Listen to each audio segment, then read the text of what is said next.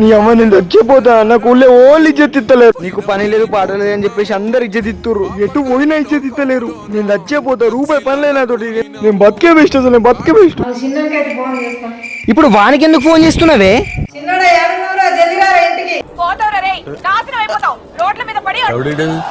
అమ్మ వస్తున్నా.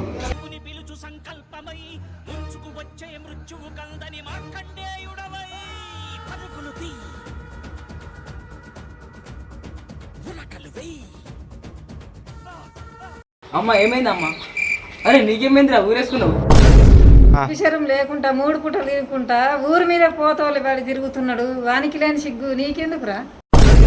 ఇజ్జత్ లేనోడు వాడు బతికుండి నువ్వు చచ్చిపోతా అంటే నీ సాగు విలువేమున్నదిరా?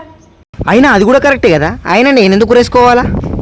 గిన్ని పడాలన్నా ఇంట్లో వీక్తున్నా. పోతున్నావా? పో. నేనైతే ఇంట్లో మటన్ వండినా. ఎట్లయినా పోతున్నా కదా, మటన్ తిని పోతా. అయినా గిన్ని మాటలు అన్నా కానీ ఇంకా సిగ్గు రాలేదురా నీకు? సిగ్గు లేదు, శరం లేదు. ఓలేమనుకుంటే నాకేముంది, తిన్నది లెక్క.